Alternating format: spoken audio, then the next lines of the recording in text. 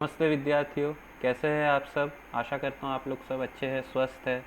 आप लोगों की तैयारी अच्छे से चल रही होगी। आप लोगों ने पिछला लेक्चर देखा होगा अच्छे से। तो आज क्या है, हम लोग medium resistance, measurement of medium resistance करेंगे with the help of Wheatstone bridge. तो देखिए, व्हीटस्टोन ब्रिज जो होता है ना, ये बहुत ही अच्छा सा टॉपिक है और बहुत इंपॉर्टेंट टॉपिक है। इसका कंसेप्ट यूज़ बहुत जगह होता है। हमारे नेटवर्क में हम लोग यूज़ करते हैं बहुत सारे सर्किट्स को सॉल्व करने में। मेजरमेंट में तो बहुत जगह यूज़ होते हैं।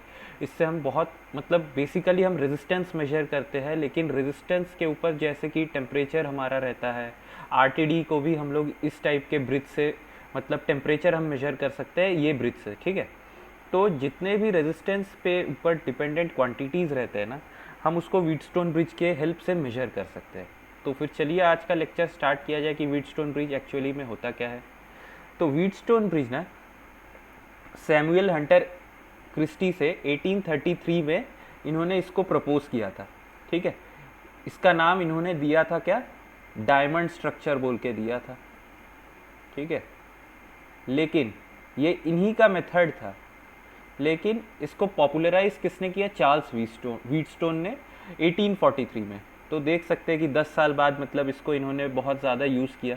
तो अब यहाँ पे एक बायसनेस है कि देखिए, जिसने इसको इन्वेंट किया उसका नाम हम यूज़ नहीं करके जिसने इसका मार्केटिंग किया, प्रचार किया, उसका हम नाम यूज़ करते हैं। ठीक है, तो ऐसे बहुत जगह साइंस में बहुत जगह हुआ है।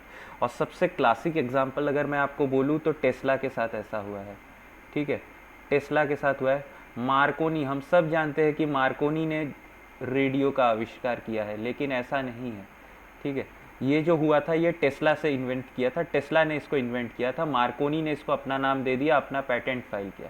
तो किसी को अगर इंटरेस्ट है कि नहीं ठीक है ऐसा पढ़ने का, नॉवेल या कोई भी साइंटिफिक मैनुअल पढ़ने का, तो एक किताब है आप लोग पढ़ सकते हैं। इसका नाम है Tesla man out of time बोल के। बहुत अच्छा किताब है, आप लोग एक बार पढ़ के देखिएगा तो अच्छा लगेगा। जिन लोगों को रीडिंग का हैबिट है वो ये किताब पढ़ सकते हैं।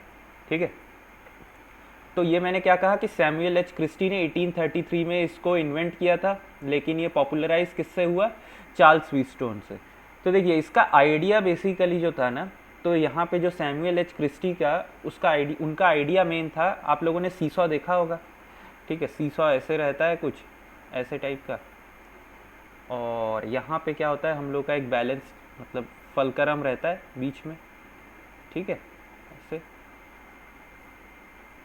यहाँ पे एक वेट रहता है, यहाँ पे एक वेट रहता है। तो बेसिकली ये हमारा बैलेंस कब होता है, जब हमारा टॉर्क बैलेंस होता है।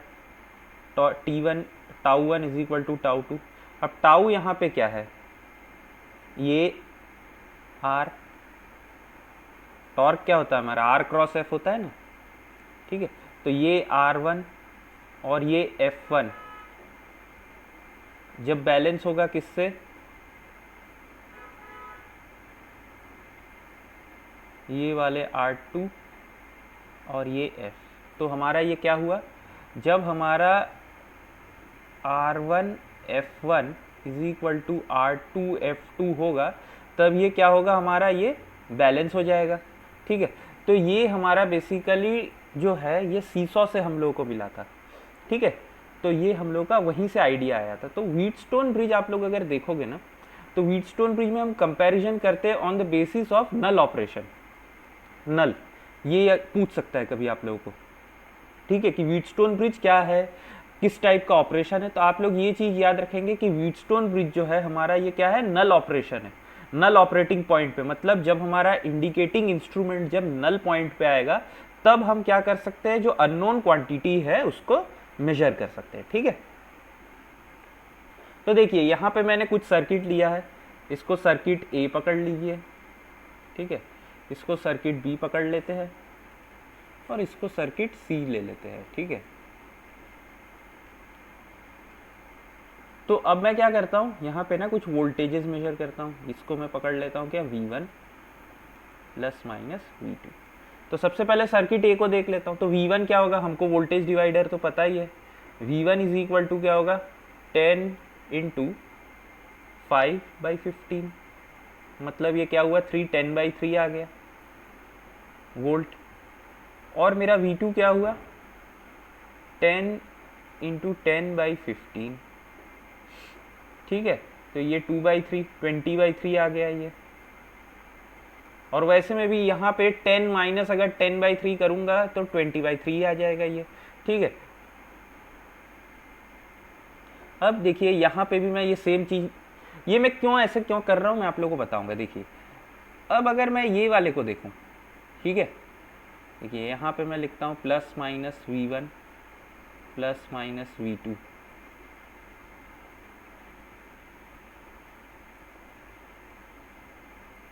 V3 ±V4, ठीक है। अब अगर मैं ऐसे लिखता हूँ तो देखिए यहाँ पे V1 V2 क्या होगा, V1 तो वही रहेगा 10/3। क्यों 10/3? क्योंकि यहाँ पे वोल्टेज डिवाइडर मैं इस पॉइंट पे लगाऊंगा तो वही आएगा जो सेम पीछे लिखा। V2 क्या आएगा मेरा, सेम वही 20/3 वोल्ट। V3 कितना आया मेरा, 10 इंटू 10/15, 20/3। और V4 क्या आएगा, फिर से 10/3 वोल्ट, ठीक है। अब मुझे एक बात बताइए, ये वाले पॉइंट का वोल्टेज क्या होगा। सपोज कीजिए इसको मैं ले लेता हूँ V', ठीक है। V' अगर मैं बोलूँ तो V' क्या है, V' बेसिकली ये अगर मैं इसको ऐसे लिखता हूँ, यहाँ पे प्लस माइनस, ठीक है, ये पॉइंट को मैं 1 ले लेता हूँ, इसको 2 ले लेता हूँ, तो V' इज इक्वल टू क्या होगा, V' is equal to voltage at point 1 minus voltage at point 2, यही ना होगा, ठीक है।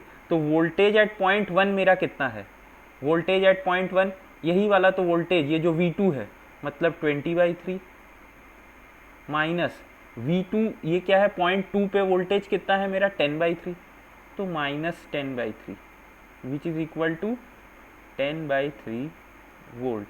तो ये मेरा क्या हुआ, ये एक टाइप का ब्रिज सर्किट ही है मेरा, ठीक है। तो ये जो है इसको अभी बताता हूँ मैं क्या बोलते हैं ये टाइप के ब्रिज सर्किट को, ठीक है। अब देखिए सर्किट सी पे आ जाइए, ठीक है। तो इसको भी हम लोग सेम मार्क कर लेते हैं, V1 V2 V3, इसको क्या V4, ठीक है। तो V1 तो हमको फिर से ही पता है क्या है, 10/3 है। V2 क्या है मेरा 20/3 वोल्ट है। V3 कितना होगा, आप देखिए 10 इंटू 6/18, तो ये फिर से 10/3 आ गया। और V4 कितना है 10 इंटू 12/18, ठीक है। तो ये मेरा कितना आ गया,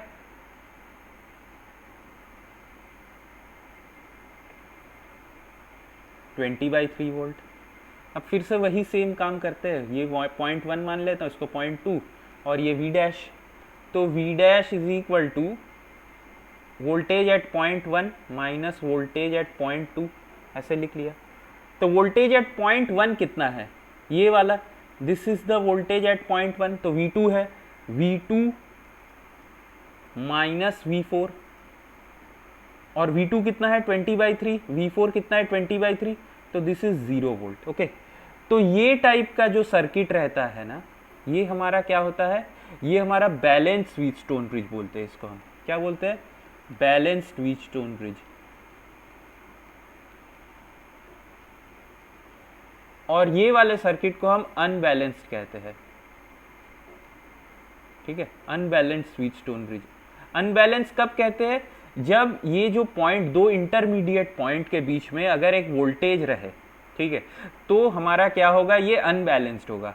और अगर हमारा ये दो इंटरमीडिएट पॉइंट के बीच में अगर हमारा वोल्टेज नल रहे, मतलब वोल्टेज अगर 0 रहे, ठीक है, तो हमारा क्या होगा, ये बैलेंस व्हीटस्टोन ब्रिज।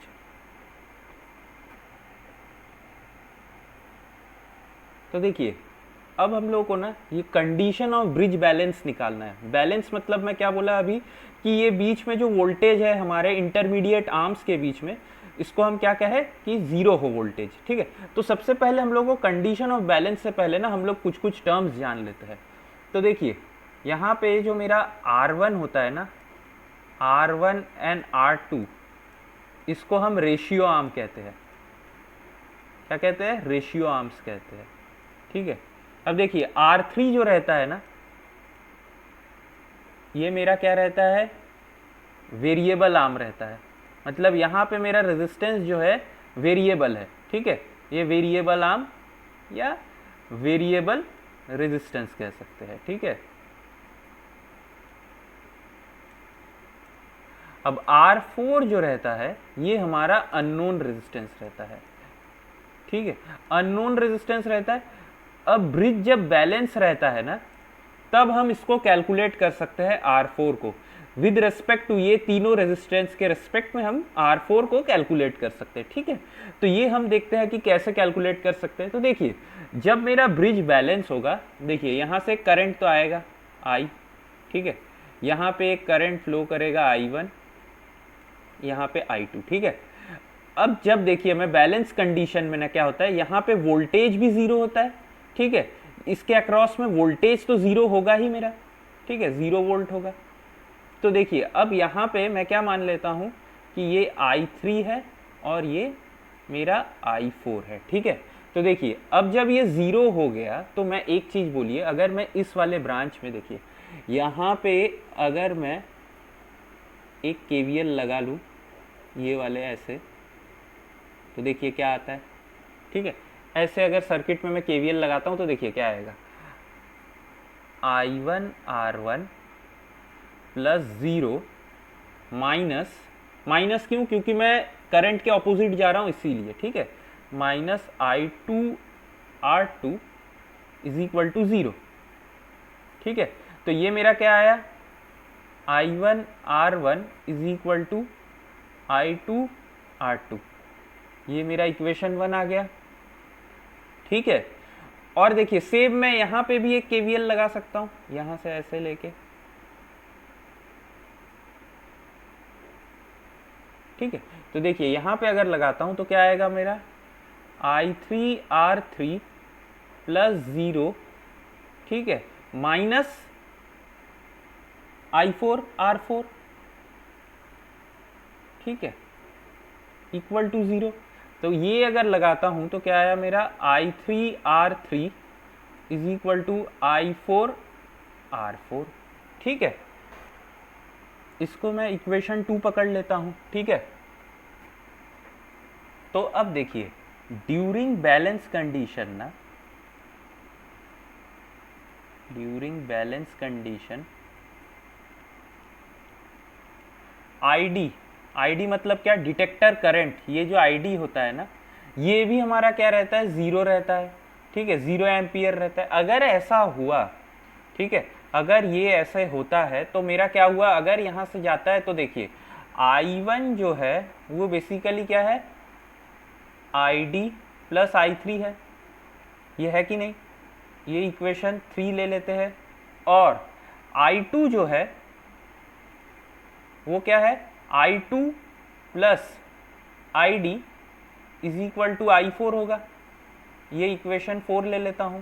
अब देखिए ID अगर 0 हो जाता है, ये व्हीटस्टोन ब्रिज का और एक कंडीशन है, हाँ, ID 0 होता है और VD भी हमारा क्या होता है, 0 वोल्ट होता है, ठीक है। तो अगर ये मेरा ऐसा हुआ तो यहाँ से क्या है, अगर डिटेक्टर 0 मतलब ID अगर इक्वल टू मेरा 0 हो गया तो मेरा I1 इक्वल टू क्या होगा, I3 होगा सबसे पहले, and I2 is equal to I4 हो जाएगा, ठीक है। अब अगर मैं ये दोनों को ऊपर लेके जाता हूं, ऐसे अगर लिखूं तो देखिए अब मैं इसको कैसे रीअरेंज करता हूं, ये देखिए, देखिए ये इक्वेशन 1 इक्वेशन 2 है। अब मैं क्या करता हूं, इक्वेशन 1 बाई इक्वेशन 2 लिखता हूं, ठीक है। तो देखिए इससे मेरा क्या हुआ, I1 R1 is equal to I2 R2 divided by I3 R3 divided by I4 R4, ऐसे लिख दिया, ठीक है। अब देखिए यहाँ पे I1 जो है, ये वाले इक्वेशन को देखिए, ठीक है, यहाँ पे देखिए I1 इक्वल टू I3 तो ये कैंसिल हो गया, I2 इक्वल टू क्या हुआ, I4, तो ये भी मेरा कैंसिल हो गया। तो मेरा जो ब्रिज का कंडीशन है ड्यूरिंग बैलेंस कंडीशन, जो मेरा कंडीशन निकल के आया वो क्या आया, R1/R3 is equal to R2/R4। ये हमेशा हम लोग याद रखेंगे, ठीक है। ये एक कंडीशन, या resistance of opposite arm must always should be equal, ठीक है। तो देखिए, product of resistance of the opposite arm should always be equal. तो देखिए, अगर इसको मैं क्रॉस मल्टीप्लाई करके लिखूं तो क्या आया, R1/R4 इज इक्वल टू, यहाँ पे कुछ देखिए R2 होगा ना, ये R2, तो ये क्या हुआ, R3/R4, ठीक है। तो देखिए, आप लोग डायग्राम में देखेंगे तो ये क्या हुआ मेरा,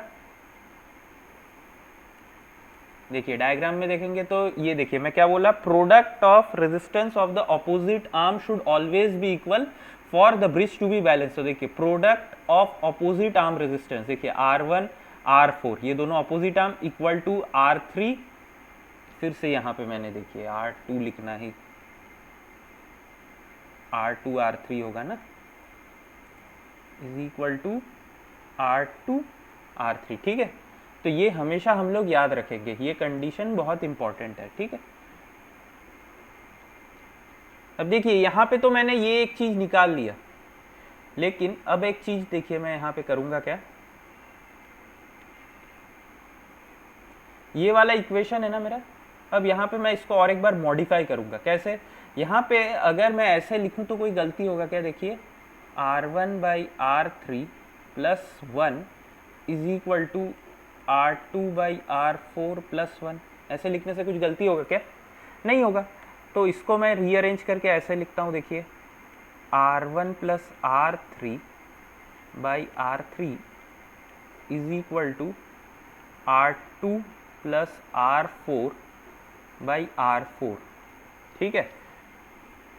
और अगर मैं इसको ऐसे लिखूं, R1 plus R3 is equal to R2 is equal to R4/R2 plus R4, ये भी एक इक्वेशन है, इसको हम लोग बाद में यूज करेंगे, ठीक है। इसको आप लोग नोट करके रखिए, अभी के लिए आप लोग कॉपी में नोट करके रखिए, बस ये कैसे आया आप लोग को मैंने दिखाया, ठीक है। कंडीशन ऑफ ब्रिज बैलेंस से मैंने ये एक इक्वेशन मॉडिफाई करके थोड़ा सा इधर उधर मैंने ये वाला इक्वेशन लाया, ठीक है। इसको अभी के लिए आप लोग लिख के रखिए, कहाँ पे यूज होगा मैं ये आप लोग को बताता हूँ, ठीक है। तो देखिए, हम लोग यहाँ पे क्या किए, हम लोगों ने कंडीशन ऑफ ब्रिज बैलेंस निकाला, ठीक है। तो देखिए, अब ना हम क्या करते हैं, सपोज कीजिए एक ऐसा केस हो, देखिए मैं और एक यहाँ पे डायग्राम बना लेता हूँ नेक्स्ट पेज पे। अब देखिए, यहाँ पे मैं क्या बोल रहा हूँ, ये सर्किट है और ये भी मेरा ब्रिज सर्किट है। अब यहाँ पे क्या है, R1/R4 is not equal to R2/R3, इसका मतलब क्या कि मेरा ब्रिज जो है, ब्रिज सर्किट मेरा क्या है, अनबैलेंस्ड है, ठीक है। अगर ब्रिज सर्किट अनबैलेंस्ड हुआ, इसका मतलब क्या हुआ, आईडी से करंट मेरा नॉट इक्वल टू 0 होगा। तो फिर मैं ये जो आईडी करंट है इसको कैसे निकाल सकता हूँ, ठीक है। ये सर्किट में मैं आईडी करंट कैसे निकालूं, तो इसके लिए हम लोग क्या करते हैं, थेवेनिन सर्किट का यूज करते हैं, ठीक है। थेवेनिन सर्किट को हम इसको कर देते हैं, इस सर्किट को थेवेनाइज करते हैं। तो देखिए वो कैसे करेंगे हम लोग, मैं आपको दिखाता हूँ। तो देखिए, यहाँ पे मैं थेवेनिन ले लूंगा किसके अक्रॉस, ये डिटेक्टर, ये सपोज कीजिए ये वाले आर्म VA,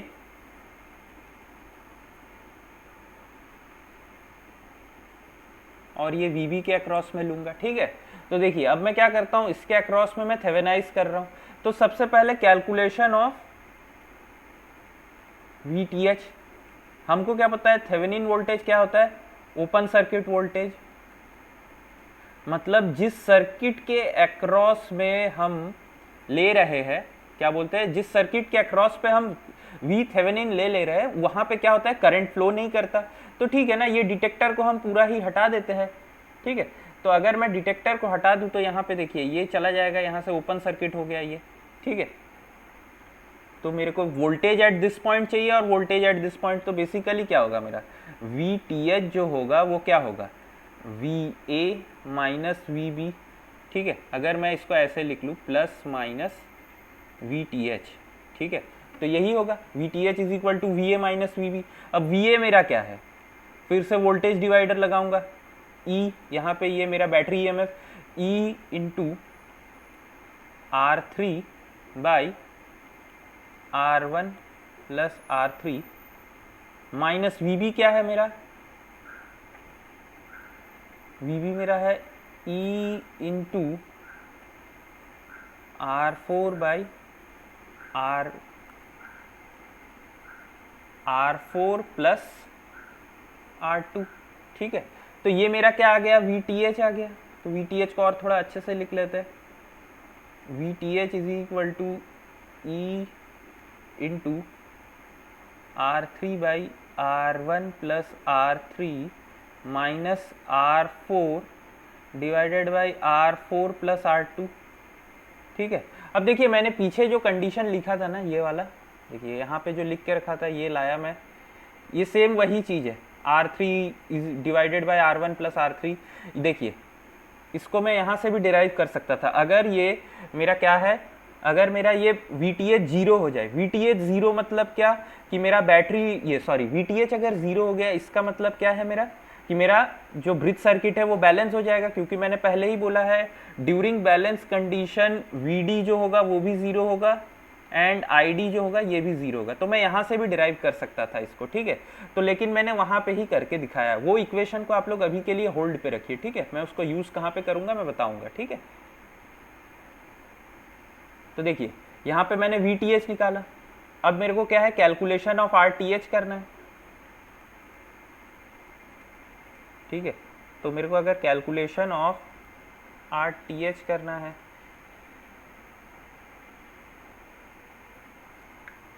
तो थेवेनिन रेजिस्टेंस फाइंड करने के लिए हम क्या करते हैं, सारे इंडिपेंडेंट सोर्स को जीरो कर देते हैं। तो यहाँ पे मेरा इंडिपेंडेंट सोर्स अगर जीरो होता है, देखिए अगर E को जीरो करता हूँ मतलब ये शॉर्ट सर्किट हो गया, तो मेरा सर्किट देखिए कुछ ऐसे दिखने लग जाएगा,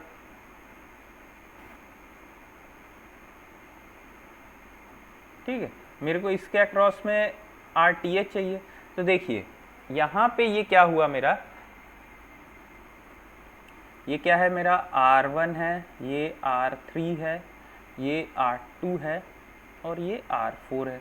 देखिए अब जो है R1 और R3 ये मेरे क्या है, पैरेलल में है विद सीरीज।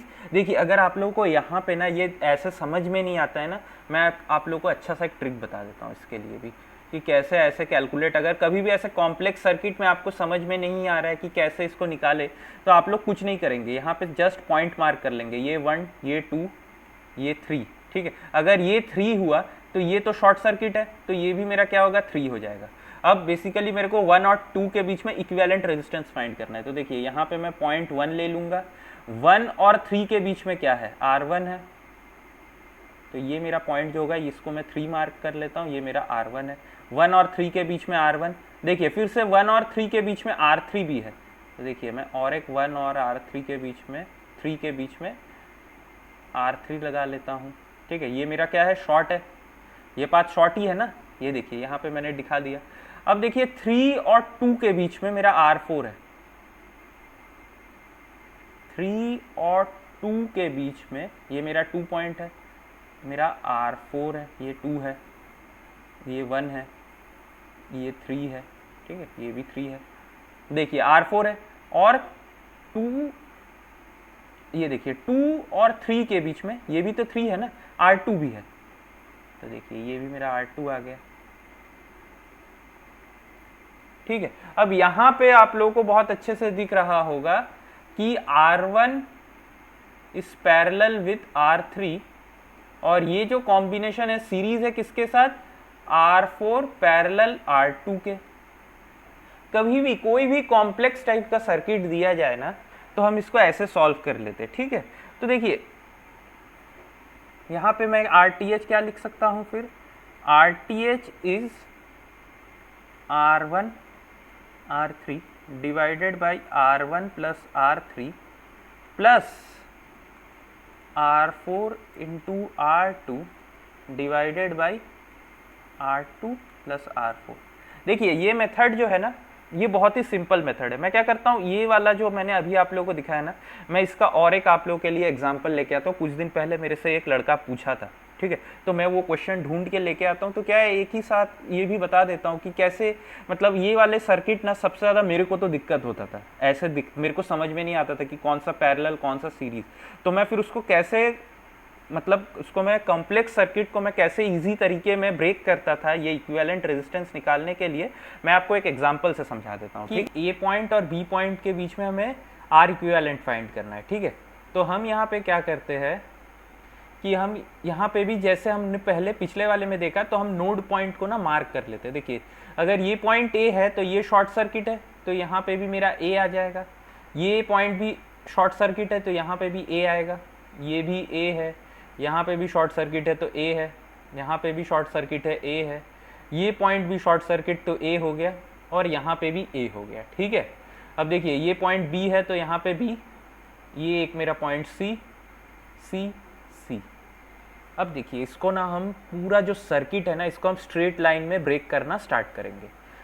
अब एक चीज नोट कीजिए, देखिए ये ए पॉइंट और ए पॉइंट, ठीक है, ये इसके बीच में जो भी रेजिस्टेंस लगा है वो शॉर्ट है, ठीक है। तो कोई भी रेजिस्टेंस, जैसे कि देखिए ये वाला, ठीक है, ये दोनों अगर मैं रेजिस्टेंस ले लूँ, देखिए ये वाले कॉम्बिनेशन, तो ये भी शॉर्ट है।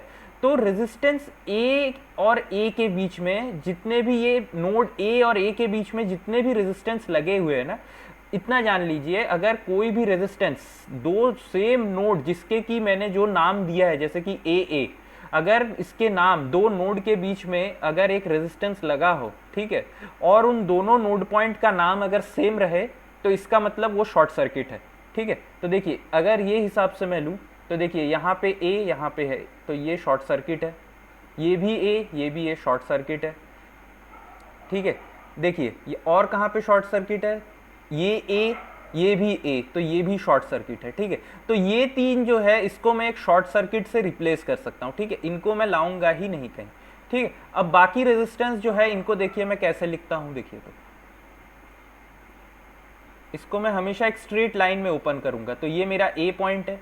अब देखिए, ए और सी के बीच में एक 36 ओम है, ठीक है। ये वाले 36 ओम को देखिए, ये पॉइंट को मैंने सी मान लिया, तो ये एक 36 ओम है।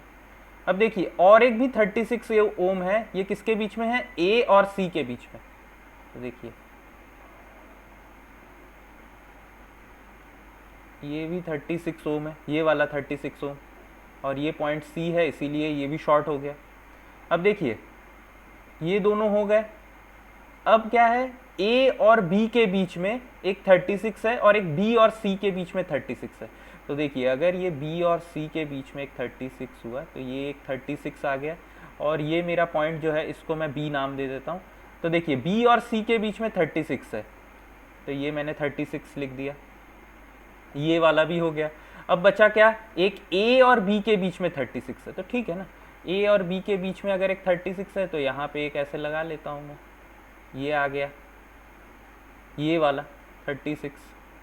अब ये आप लोग कितना इजीली देखिए सॉल्व कर सकते हैं। ये 36 और ये 36 पैरेलल में है, तो 18 हो गया, ठीक है। ये पैरेलल में 18 प्लस ये 36 सीरीज में है, तो 18 प्लस 36 यहाँ पे आ गया, और ये पैरेलल कितना है मेरा, 36 है। क्यों 36, ये वाला 36, ठीक है। तो ये मेरा कितना है, 54 पैरेलल 36, तो 54 इंटू 36 डिवाइडेड बाय ये कितना हुआ मेरा, 90 हो गया। तो बस 18 3 जा 5 जा, और ये कुछ जो भी है आपका आ जाएगा, ठीक है। तो ये इतना कुछ डिफिकल्ट क्वेश्चन था ही नहीं, आप लोग देख सकते हो कितना सिंपल तरीके से ये आ गया मेरा। तो इसको हम सॉल्व कर सकते हैं।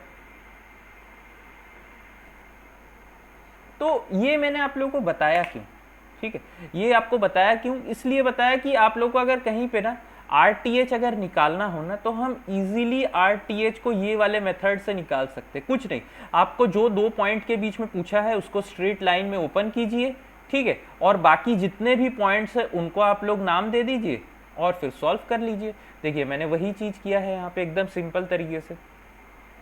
तो सबका अपना अपना मेथड होता है। ये मेरा एक मेथड था जो कि मेरे को लगा एक दिन ऐसे ही कि ऐसे सॉल्व करके देखते हैं, तो मैंने ऐसे सॉल्व किया, तो बहुत इजीली सॉल्व हुआ इसको मेरे को, ठीक है।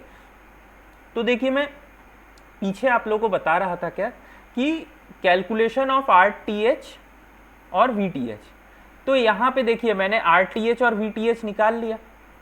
तो मेरा मकसद क्या था, मेरे को यहाँ पे निकालना क्यों था, मेरे को ये क्या था कि मेरे को ये करंट निकालना था। ठीक है, तो मेरे को करंट यहाँ पे निकालने के लिए मैंने क्या किया, ये जो डिटेक्टर करंट था, मैंने आप लोगों को क्या बोला, ये डिटेक्टर करंट मेरे को निकालना था। तो मैंने ये डिटेक्टर करंट निकालने के लिए क्या किया, इसको थेवेनाइज किया। अब अगर मैं ये सर्किट को लिखूं तो कैसे लिख सकता हूँ, देखिए अब जब मैंने आर टी एच और वी टी एच कैलकुलेट कर लिया, उसके बाद मैं सर्किट को कैसे ड्रॉ कर सकता हूँ। ये मेरा वी टी एच, ये आर टी एच, ठीक है, और ये मेरा डिटेक्टर हो गया, और ये मेरा क्या हुआ, आईडी। अब डिटेक्टर जो है, हम डिटेक्टर देखेंगे, डिटेक्टर के भी कुछ कुछ कैरेक्टरिस्टिक्स जैसे कि वोल्ट मीटर रह सकता है, एमीटर रह सकता है, गैल्वेनोमीटर रह सकता है, उस हिसाब से ये सर्किट कैसे चेंज होता है वो भी हम लोग देख लेते हैं। तो बेसिकली मेरे को ये डिटेक्टर करंट निकालने के लिए मैंने इतने सारे सब कुछ प्रोसेस निकाले। ठीक है, ये R T H, we T H, ठीक है। अब देखिए डिटेक्टर की वजह से कैसे सर्किट हो सकता है ये हम लोग देख लेते हैं। तो देखिए डिटेक्टर जो है तीन तरीके के, यहाँ पे मैंने आप लोग को वीटीएच और आरटीएच ऑलरेडी निकाल के दिखाया, ठीक है, और उसके बाद उसका सर्किट कैसे था वो भी दिखाया। अब अगर एमीटर हो, ठीक है, आइडियल एमीटर अगर होगा तो क्या होगा, मेरा मीटर का जो रेजिस्टेंस होगा वो क्या होगा, 0 होगा, ठीक है। और एमीटर को हम कैसे लगाते हैं, सीरीज में लगाते हैं, ठीक है। वोल्ट मीटर जो होता है इसका मीटर रेजिस्टेंस क्या होता है, इनफाइनाइट होता है, और इसको हम क्या पैरेलल में लगाते हैं। गैल्वेनोमीटर, इसका भी रेजिस्टेंस 0 होता है, ठीक है, और ये भी हम क्या लगाते हैं, सीरीज में लगाते हैं, ठीक है। अब देखिए यहाँ पे एक चीज आप लोग देखिए बहुत अच्छे से, अगर मेरा एमीटर आइडियल कैरेक्टरिस्टिक्स ना हो तो मेरा आरएम जो होगा वो नॉट इक्वल टू 0 होगा, ठीक है। अगर मेरा वोल्ट मीटर आइडियल ना हो तो मेरा आरएम जो होगा वो मेरा इनफाइनाइट ना होगा, और गैल्वेनोमीटर जो होगा इसका भी मेरा रेजिस्टेंस क्या होगा, 0 नहीं होगा, ठीक है। तो अब इसके लिए मैं सर्किट आप लोगों को एक एक करके बना के दिखाता हूं। तो हम लोग को देखिए पता ही होता है कि अगर ये मेरा VTH हुआ, ठीक है, देखिए मेरा ड्राइंग उतना अच्छा नहीं है तो थोड़ा सा समझ लीजिए, ये RTH हुआ। तो अगर मेरा एक आइडियल एमीटर लगाता हूँ तो इसका मीटर रेजिस्टेंस तो 0 है, ठीक है। तो ये करंट बेसिकली मेरा क्या होगा, यहाँ से जो डिटेक्टर करंट होगा वो क्या होगा, मेरा VTH बाई RTH हो जाएगा, ठीक है। अब कब होगा ये, जब मेरा RM क्या हो, 0 हो। लेकिन अगर मेरा RM 0 नहीं हुआ तब क्या होगा, तब देखिए मैं यहीं पे सर्किट में थोड़ा सा चेंजेस कर देता हूँ, मेरे लिए तो सिंपल होगा, लेकिन आप लोग क्या करना, और एक सर्किट बना लेना यहाँ पे, ठीक है। तो देखो यहाँ पे क्या हुआ, ये मेरा RM आ गया। अब मेरा डिटेक्टर करंट क्या होगा, ID is equal to VTH by RTH plus RM, ठीक है। आप लोग जब नोट्स बनाओगे तो अच्छे से और एक सर्किट बना लीजिएगा नीचे, और अच्छे से इसको नोट कर लीजिएगा। अब वोल्ट मीटर के केस में आ जाते हैं, ठीक है। वोल्ट मीटर के केस में हम लोगों को अब यहाँ पे डिटेक्टर करंट भी फाइंड करना है और डिटेक्टर वोल्टेज भी फाइंड करना है, ठीक है, ये याद रखिए। तो देखिए अब अगर यहाँ पे मेरा आइडियल वोल्ट मीटर होता है तो मेरा केस कैसे रहेगा, ये मेरा VTH, ये मेरा क्या होगा RTH, ये मेरा वोल्ट मीटर हो गया, ठीक है, और यहाँ पे मेरा RM इनफाइनाइट। RM इनफाइनाइट मतलब क्या समझेंगे, इनफाइनाइट रेजिस्टेंस मतलब ये ओपन सर्किट, इसीलिए मेरा ID जो होगा ये क्या होगा, अब 0 एम्पियर होगा। क्योंकि ID 0 क्यों होगा, देखिए अगर मैं ऐसे लिख लूँ VTH by RTH plus RM, ठीक है, अगर RM इनफाइनाइट हो गया तो ये तो 0 ही हो गया ना, ये मेरा ID का मैंने एक्सप्रेशन लिख के रखा है। तो ये क्या होगा, 0 हो जाएगा। तो इसीलिए मेरा ID जो हुआ 0। ठीक है, यहाँ पे मेरा ID ज़्यादा इंपॉर्टेंट नहीं है, इंपॉर्टेंट है मेरा VTH क्या होगा। अब देखिए VTH क्या हुआ, सॉरी, यहाँ पे इंपॉर्टेंट है ये वोल्टेज क्या होगा।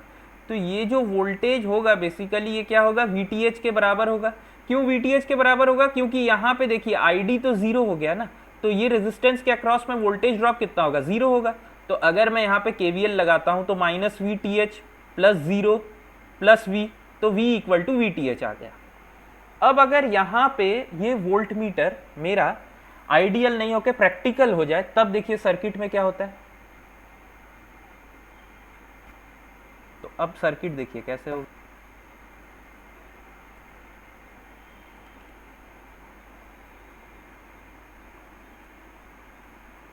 मैंने आप लोगों को पहले ही बताया कि आइडियल वोल्ट मीटर के लिए हम लोग कैसे सर्किट ये करते हैं।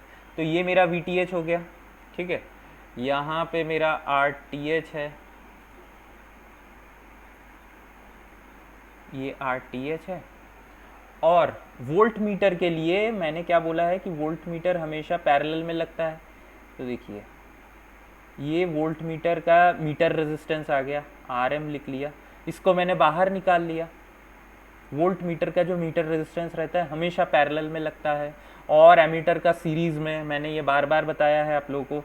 और वोल्ट मीटर को अब मैं क्या करता हूँ, ये वाला जो V लिखा हूँ ना, इसको मैं आइडियल मान लिया। ठीक है, इसका मैंने नॉन आइडियल पार्ट को अलग कर लिया और आइडियल पार्ट को अलग कर लिया। अब यहाँ पे देखिए यहाँ से करंट कितना फ्लो होगा, यहाँ पे करंट 0 फ्लो होगा। क्यों, क्योंकि ये वोल्ट मीटर का आइडियल पार्ट है। यहाँ पे मेरा रेजिस्टेंस क्या होगा, मेरा रेजिस्टेंस इनफाइनाइट होगा। ठीक है, और ये नॉन आइडियल कैरेक्टरिस्टिक्स को मैंने सर्किट में बाहर निकाल लिया ये वोल्ट मीटर से। ठीक है, अब यहाँ पे मेरा ID करंट क्या होगा, ये ID करंट अब मेरा क्या होगा, ID करंट अब क्या होगा, VTH by RTH plus RM। ठीक है, और अगर मैं अब वोल्ट मीटर का वोल्टेज निकालना चाहूं तो क्या होगा, फिर से वोल्टेज डिवाइडर लगाऊंगा। यहाँ पे क्योंकि ये करंट 0 है इसीलिए ये RTH और RM क्या है, सीरीज में। क्योंकि यहाँ से देखिए सीरीज में होने के लिए क्या होता है, सेम करंट फ्लो होना चाहिए। तो देखिए RTH से भी करंट कितना ये ID फ्लो कर रहा है, RM से भी कितना करंट फ्लो हो रहा है, ID फ्लो कर रहा है। ठीक है, तो ये V कितना होगा मेरा, VTH into RM divided by RM plus RTH। ठीक है, तो यहाँ पे मेरा देखिए डिटेक्टर करंट और डिटेक्टर वोल्टेज ये दोनों हैं। ठीक है, अब सेम गैल्वेनोमीटर का भी है, गैल्वेनोमीटर का जैसे ये एमीटर के लिए किए थे वैसे ही होगा। ठीक है, तो ये हमको ये जो तीनों, ये जो मैंने आप लोग को बताया ना अभी, ये कैरेक्टरिस्टिक्स हमको पता होना चाहिए। ठीक है, तो ये आप लोग एकदम अच्छे से कॉपी में नोट कीजिएगा। ठीक है, तो ये बताने का इसीलिए था कि VTH और RTH से हम कैसे सॉल्व करेंगे ये डिटेक्टर करंट या डिटेक्टर वोल्टेज। ठीक है, तो देखिए अब मैं कुछ यहाँ पे एग्जाम्पल लेके आया हूँ, जैसे कि ये XY। तो यहाँ पे ना मैं क्या करूँगा कि आप लोगों को दो चीज़ें बताऊँगा। एक तो VXY क्या होगा, मतलब थेवेनिन वोल्टेज, और एक क्या होगा RXY, मतलब बेसिकली मैं ये सर्किट को थेवेनाइज करूँगा। ठीक है, तो देखिए ये सर्किट तो बहुत ही सिंपल है, अभी हम लोगों ने करके देखा, एकदम सिंपल सा है, हो जाएगा, इसमें कोई दिक्कत नहीं है। यहाँ पे आइए, ये बहुत अच्छा सर्किट है। अब यहाँ पे जब हम करेंगे, यहाँ पे आप लोग देखिए कैसे सॉल्व करोगे इसको। यहाँ पे आप लोग को दिख रहा है कि मैंने यहाँ पे वोल्टेज सोर्स को रिप्लेस करके करंट सोर्स लगाया है। ठीक है, तो अब जब भी हम करंट सोर्स यूज़ करते हैं ना, तो इसको अगर 0 कर दिए, अगर करंट सोर्स 0 हो गया, इसका मतलब अगर 0 करंट मतलब क्या होता है, वहाँ पे ओपन सर्किट। तो इसीलिए जब यहाँ पे हम करंट सोर्स में जब इंडिपेंडेंट सोर्स को 0 करेंगे ना, तो ये ओपन हो जाएगा। अब यहाँ पे सबसे पहले हम कैलकुलेशन ऑफ VTH कर लेते हैं। ठीक है, तो VXY लिख लेता हूँ। तो यहाँ पे अब मैं क्या करूँगा कि मैं अब यहाँ पे ना करंट डिवाइडर लगा लेता हूँ। तो ये ब्रांच में मैं करंट I1 मान लेता हूँ, यहाँ पे I2 मान लेता हूँ। तो I1 जो है वो क्या होगा मेरा 10 इंटू ऑपोजिट ब्रांच का रेजिस्टेंस कितना है यहाँ पे 6 बाई 6 प्लस 4, तो ये कितना आया 6 एम्पियर आ गया I1। I2 कितना होगा मेरा 10 इंटू 4/6 प्लस 4, मतलब ये कितना आया 4 एम्पियर। ठीक है, ये अब निकाल लिए। तो अब Vx क्या होगा,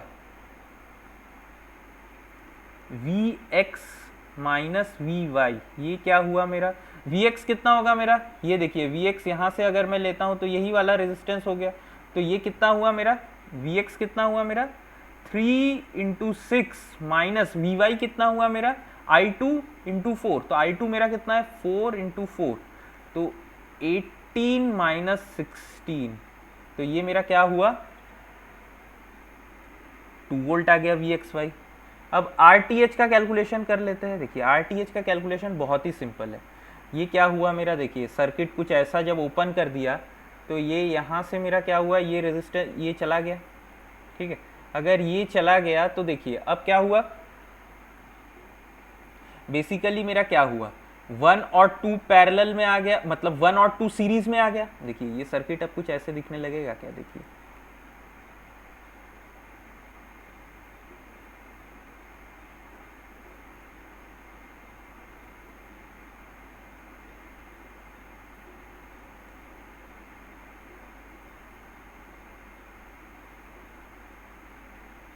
ये क्या है मेरा 1 है, ये 2 है, क्योंकि यहाँ पे देखिए ये ओपन सर्किट हो गया है। ठीक है, ये कैसे है, अब कुछ ऐसे है ना, ये ऐसे था, यहाँ पे मेरा क्या हुआ, ये मेरा करंट सोर्स है, तो ये मेरा ओपन सर्किट है, तो इसीलिए मैं इस पॉइंट को और लगाया ही नहीं।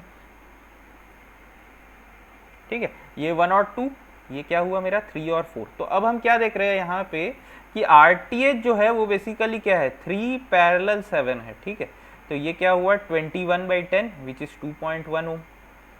ठीक है, तो ये हमारा कैलकुलेशन का एक स्टाइल होता है। यहाँ पे अगर क्या हुआ, अगर यहाँ पे मेरा करंट सोर्स रहे। ठीक है, अब देखिए ये वाला सर्किट जो है ये भी काफ़ी अच्छा सा सर्किट है, यहाँ पे भी कुछ चेंजेस नहीं है। यहाँ पे अब हम वोल्टेज डिवाइडर लगा नहीं सकते। क्यों लगा नहीं सकते, क्योंकि इसके वजह से हम डायरेक्ट 10 नहीं लिख सकते, लेकिन एक चीज हम कर सकते हैं यहाँ पे, वो क्या अभी देखते हैं। देखिए मैं सबसे पहले क्या करता हूं, ये जो सर्किट दिख रहा है ना, ये ब्रिज पूरा, इसका मैं इक्विवेलेंट रेजिस्टेंस फाइंड कर लेता हूं। ठीक है, इसका इक्विवेलेंट रेजिस्टेंस क्या होगा, तो देखिए अगर मैं यहाँ पे लेता हूं तो 2 और 5 सीरीज में है, पैरेलल किसके साथ है 3 + 3 के, तो इसको मैं क्या लिख सकता हूं, देखिए 2 + 5 पैरेलल 3 + 3।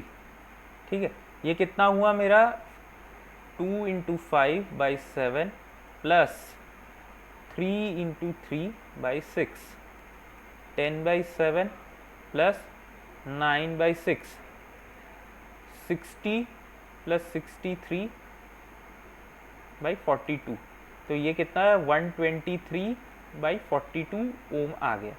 ठीक है, तो ये नियरली अप्रॉक्सीमेट होगा आपका 2 पॉइंट समथिंग कुछ होगा। ठीक है, तो देख लेंगे हम लोग उसको भी। तो ये जो हुआ ये मेरा सिर्फ ये वाले ब्रिज का आया। अब देखिए ये सर्किट में फिर बदल कैसे सकता हूँ, ऐसे लिख सकता हूँ क्या, देखिए तो ये 3 वोल्ट यहाँ पे है और यहाँ पे मैंने कितना निकाला, ये 123/42 और ये क्या है मेरा 3 ओम है। अब मैं इस पॉइंट पे क्या करता हूँ, वोल्टेज निकाल लेता हूँ। तो फिर मैं वोल्टेज डिवाइडर लगा सकता हूँ यहाँ पे सिंपल तरीके से। अगर मैं इसको V1 मान लेता हूँ तो V1 क्या होगा मेरा 10 × 123/42 डिवाइडेड बाई 3 + 123/42। ठीक है, इसको मैं ना एज्यूम कर लेता हूँ, एक कोई वैल्यू आ रहा है, कुछ भी वैल्यू, एक मतलब बिना कैलकुलेट किए मैं एक सिंपल सा कुछ वैल्यू ले लेता हूँ, पकड़ लेता हूँ 5 आ गया। ठीक है, 5 वोल्ट आ गया। तो मेरे को क्या मिला कि ये पॉइंट पे मेरे को 5 वोल्ट मिल गया। ठीक है, मैंने बेसिकली यही काम किया है। अब अगर मेरे को ये पॉइंट पे 5 वोल्ट मिल गया तो मैं ये Vx कैलकुलेट कर सकता हूँ वोल्टेज डिवाइडर से। ठीक है, और ये Vy भी कैलकुलेट कर सकता हूँ, कोई इशू नहीं होगा। या तो एक तरीका ये हो, ठीक है, जो मैंने अभी आपको बताया कि सर्किट को मैं सिंप्लीफाई कर लूँ, या सिंपल एक तरीका है क्या कि नोड लगा लूँ मैं। अगर मैं नोड लगाता हूँ x में, नोड लगाता हूँ y में, तो मेरे को vx और vy मिल जाएगा, एकदम सिंपल सा तरीका। लेकिन यहाँ पे तो देखिए मैंने ये क्या किया था कि ये मेरे रैंडम वैल्यूज़ मैंने लिए थे, ठीक है। अब मैंने इसको कोई सोच के तो लिया नहीं कि मतलब ऐसे वैल्यूज़ ना आए। तो एग्ज़ाम में क्या होता है, इतना मतलब ऐसे कॉम्प्लेक्स वैल्यू नहीं रहेंगे कि 123/, वहाँ पे आपका ईजी एकदम रहेगा, तो ये कैंसल ऑफ हो जाता है, ठीक है। तो वहाँ पे आप ये मेथड एकदम तुरंत का तुरंत हो सकता है, आपको देख के ही यहाँ पे ये सर्किट पता हो जाना चाहिए क्या कि 2 और 5 मेरा सीरीज में है, 3 और 3 पैरेलल में है, सीरीज में है, दोनों हमारा पैरेलल में है। तुरंत हम यहाँ पे एक वोल्टेज डिवाइडर लगा के ये मिडल ये वाले पॉइंट का वोल्टेज निकाल लेंगे। फिर से हम यहाँ पे क्या करेंगे, अब इस वाले सर्किट में हम वोल्टेज डिवाइडर लगा के सॉल्व करेंगे। क्यों? क्योंकि नोड अगर मैं लगाता हूं तो यहाँ पे फिर आएगा, देखिए नोड में हमको 2 इक्वेशन फिर सॉल्व करना पड़ेगा, तो एग्जाम में टाइम कंज्यूमिंग हो जाएगा, ठीक है। तो इसीलिए मैंने आप लोगों को ये एक शॉर्टकट ट्रिक बता दी कि कैसे सॉल्व कर सकते हैं विदाउट नोडल एनालिसिस। तो आरटीएच के लिए अब क्या कर रहा है, आरटीएच के लिए भी सिंपल सा, कुछ भी नहीं, फिर से जो ये एक्स वाई के बीच में एक हमारा क्या है, देखिए ये हमारा क्या होगा, एक पैरेलल में आ जाएगा। कैलकुलेट तो कर ही लेंगे आप, ये इजी सा है, ठीक है, एकदम कुछ कठिन नहीं है। तो ये इतना मैं एक्सपेक्ट करता हूँ कि आप लोग इसको कैलकुलेट कर लेना, ठीक है। देखिए अगला जो टॉपिक है ना हमारा, वो है सेंसिटिविटी ऑफ व्हीटस्टोन ब्रिज, ठीक है। ये जो टॉपिक है ना ये बहुत इंपॉर्टेंट है और ये बहुत ही मतलब कम लोग बताते हैं। डायरेक्ट सेंसिटिविटी 3 होते हैं वो बता देते हैं, voltage sensitivity of galvanometer, current sensitivity और ब्रिज सेंसिटिविटी, ये 3 बता देते, इसका फॉर्मूला बता देते, लेकिन ये डिराइव कैसे होता है, इससे हम समझते क्या है, ये बहुत ही कम मतलब हमको पता लगता है, ठीक है। तो फिर ये सेंसिटिविटी एक्चुअली में मैंने आपको क्या बताया था, सेंसिटिविटी का डेफिनेशन क्या होता है, चेंज इन आउटपुट पर चेंज इन यूनिट इनपुट, ये हमने बताया था क्या सेंसिटिविटी का आपको डेफिनेशन, ठीक है।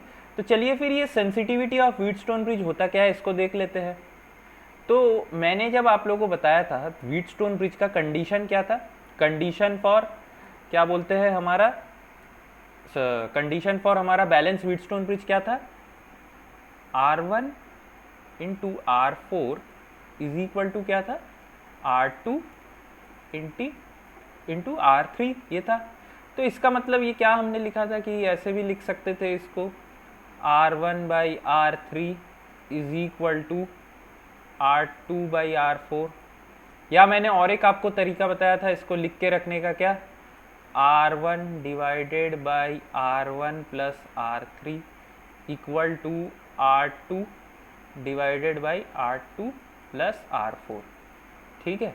ये हम लोगों ने लिखा था, मैंने बताया भी था, इसको निकाला भी था, कैसे निकाले थे, ठीक है, दिखाया था आप लोगों को।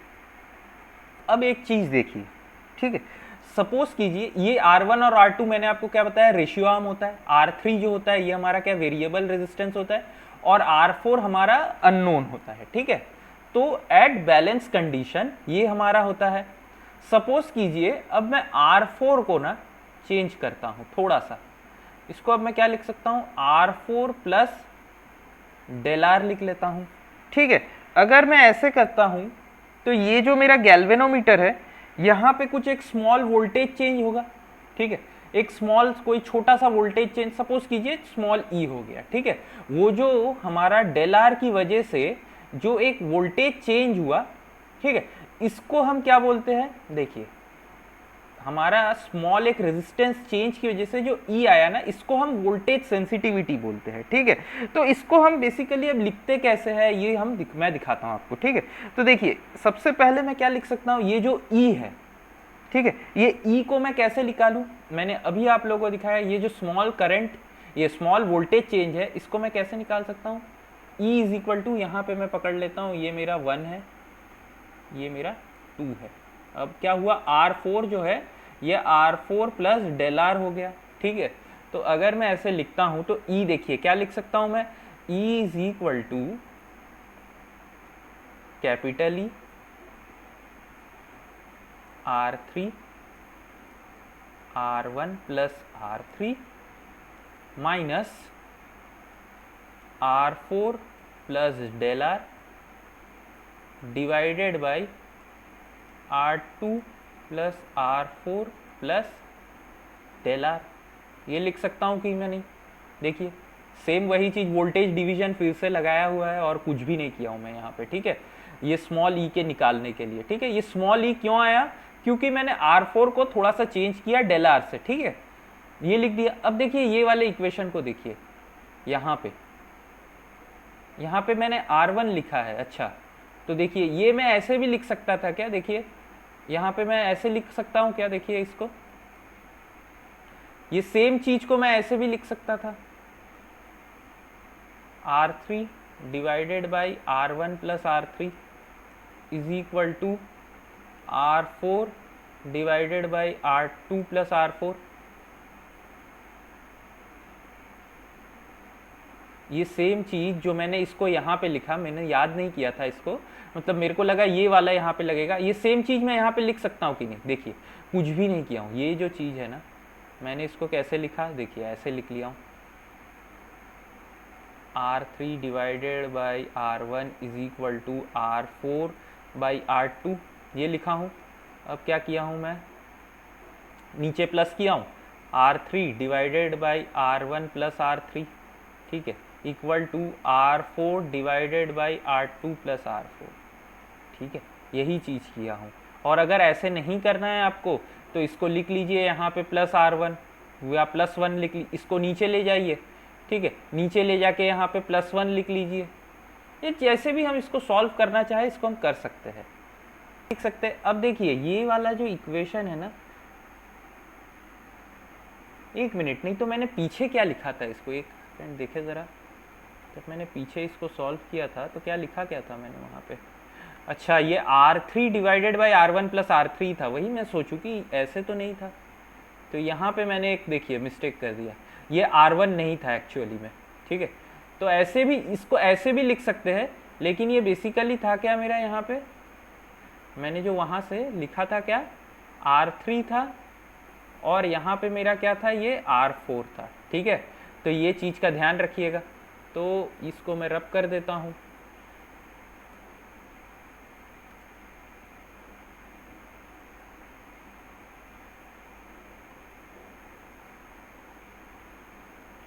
ठीक है।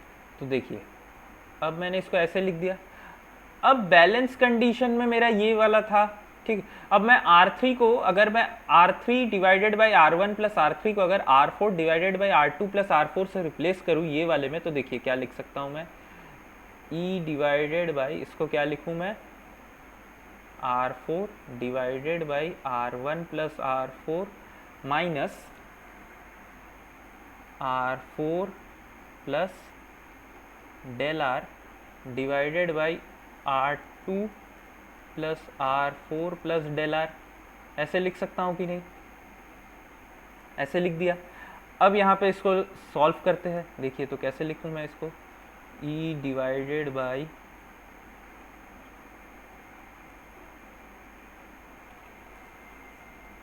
यहाँ पे R2 होगा ना, R2 प्लस R4 का whole square plus del R into R2 plus R4, और ये इधर आ गया तो R2 R4 plus R4 square plus del R into R4 minus R2 R4 minus del R R2 minus R4 square minus del R into R4, ठीक है, ये आ गया। अब देखिए यहाँ से कैंसिल क्या क्या हो रहा है, R2 R4 हो गया, R4 स्क्वायर हो गया, और क्या हुआ, ये डेल R इंटू R4, ये भी डेल R इंटू R4, ये कैंसिल हो गया। बचा क्या, देखिए बचा मेरा क्या, which is equal to minus del R into R2 divided by R2 plus R4 का whole square plus del R R2 plus R4, ये बच गया मेरा। ये क्या हुआ मेरा, ये स्मॉल ई आया मेरा, ठीक है। अब यहाँ पे देखिए मैंने वोल्टेज क्या कंसीडर किया था, ई को मैंने कंसीडर क्या किया था, ये मेरा ई जो था मैंने ये वाले पॉइंट को ऐसे प्लस माइनस कैलकुलेट किया था, लेकिन यहाँ पे देखिए नेगेटिव आ रहा है। अगर मेरे को ये नेगेटिव हटाना है, इसका मतलब क्या है, मैंने जो एजम्पशन लिया था इसका पोलैरिटी का वो उल्टा है एक्चुअली में। तो एक्चुअली में मैं इसको ऐसे लिख लूँ अगर, तो देखिए अगर मैं इस पोलैरिटी को ऐसे ले लूँ प्लस माइनस, तो ये ई हट, यहाँ पे नेगेटिव साइन जो ये हट जाएगा, ये प्लस हो जाएगा, ठीक है। तो देखिए अब मैं ई को ऐसे लिख सकता हूँ क्या, देखिए del R into R two divided by R two plus R four का होल स्क्वायर, ऐसे लिख सकता हूँ क्या। देखिए क्यों ऐसे लिखा, क्योंकि ये एक स्क्वायर टर्म है और यहाँ पे डेल आर एक छोटा सा क्वांटिटी एक अगर बड़े क्वांटिटी के साथ मल्टीप्लाई हो, जैसे कि अगर 0.01 को मैं 100 से मल्टीप्लाई करूँ, ठीक है, अगर मैं पकड़ लूँ R2 प्लस R4 मेरा 100 है और डेल आर अगर मेरा 0.01 है तो ये 1 आ गया, लेकिन R2 प्लस R4 ये 100 मतलब 10 टू दी पावर 4 हो गया, तो 10 टू दी पावर 4 और 10 to the power 4 plus 1 approximately ये इक्वल होते हैं, ठीक है। तो इसको मैंने इसीलिए ऐसे लिख लिया, ठीक है। तो देखिए अब मैं क्या करता हूँ, क्या है कि वोल्टेज सेंसिटिविटी क्या होता है मेरा, बेसिकली यहाँ पे नीचे लिखता हूँ, ठीक है। देखिए अब वोल्टेज सेंसिटिविटी, इसको SV से डिनोट करते हैं और इसको लिखते हैं क्या हम, वोल्टेज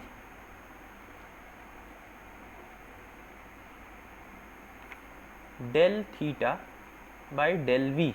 यहाँ पे थीटा क्या है, ये जो डिटेक्टर है ना हमारा ऊपर, ये देखिए ऊपर जो ये गैल्वेनोमीटर है ना, इसमें चेंज कितना होता है, कितना डिफ्लेक्शन आता है इसके पॉइंटर में, वो है del theta for a small change for the minimum change in resistance, ठीक है। तो देखिए तो वोल्टेज रेजिस्टेंस, ये सॉरी वोल्टेज सेंसिटिविटी क्या है, change in galvanometer deflection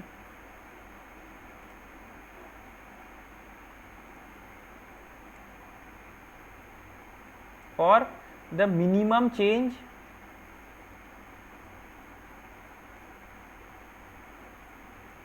in voltage। और ये जो वोल्टेज चेंज आया बेसिकली ये किसके लिए आया, रेजिस्टेंस के लिए ही तो आया। तो ठीक है, SV को हम फिर कैसे लिख सकते हैं, SV is equal to change in galvanometer deflection, ये क्या हुआ मेरा del theta divided by change in voltage, ये मेरा अभी हमने निकाला चेंज इन वोल्टेज क्या है, ये डेल ई, ये वाला ये ई जो है यही तो है ना मेरा ई, बिकॉज ये मिनिमम चेंज इन वोल्टेज ही तो है due to this del R. तो इसको लिख देते हैं यहाँ पे, ये क्या हुआ मेरा del R into R two divided by R two plus R four का होल स्क्वायर, ये मेरा क्या हुआ, ये मेरा SV है वोल्टेज, ये क्या हुआ वोल्टेज सेंसिटिविटी ऑफ गैल्वेनोमीटर। तो ये अगर मेरे को पता है वोल्टेज सेंसिटिविटी ऑफ गैल्वेनोमीटर पता है, तो ठीक है मैं फिर डिफ्लेक्शन यहां से निकाल सकता हूं, डिफ्लेक्शन ऑफ गैल्वेनोमीटर।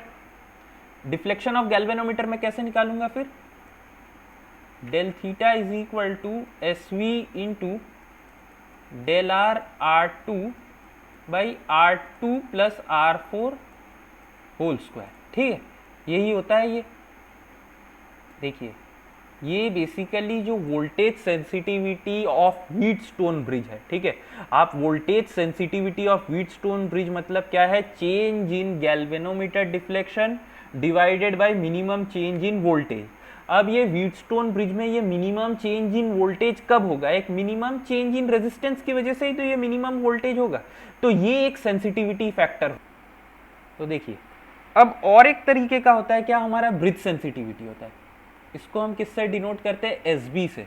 ये ब्रिज से, जैसे हमारा अभी वोल्टेज सेंसिटिविटी मैंने निकाला, वैसे ब्रिज सेंसिटिविटी किसको डिफाइन करता है, deflection of galvanometer del theta divided by fractional change in resistance, ठीक है। फ्रैक्शनल चेंज इन रेजिस्टेंस क्या होता है, डेल आर, मतलब यहाँ पे मैंने डेल आर बाई आर, ठीक है। डेल आर मतलब क्या, ये जो मैंने ये जो रखा है ना, इसी को मैंने यहाँ पे डेल आर से डिनोट किया है, ठीक है। तो इसको हम क्या कहते हैं, ब्रिज सेंसिटिविटी, ठीक है। अब देखिए मैं ब्रिज सेंसिटिविटी को कैसे in terms of voltage sensitivity लिखता हूँ, ये देखिए, ठीक है। ये मेरा क्या होता है, ब्रिज सेंसिटिविटी क्या होता है, चेंज इन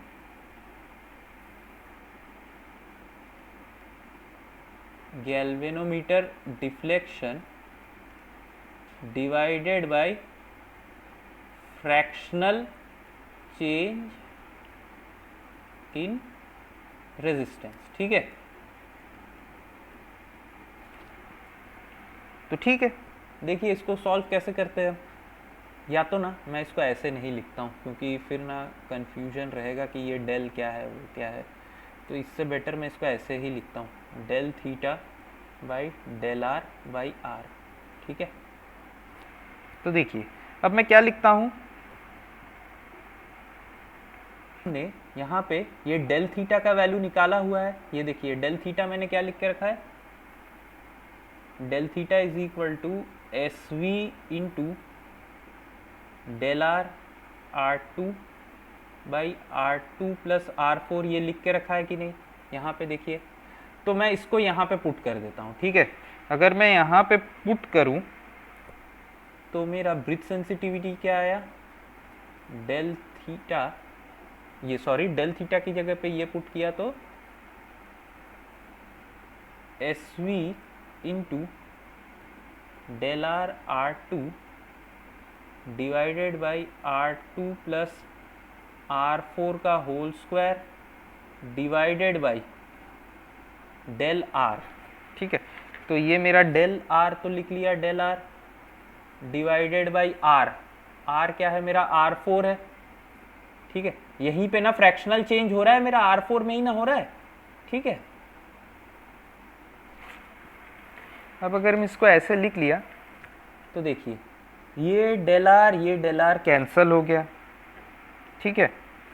तो ये मेरा एस बी क्या आया, S B is equal to S V into R two R four divided by R two plus R four का होल स्क्वायर, ठीक है। अब अगर मैं इसको सॉल्व करता हूं तो देखिए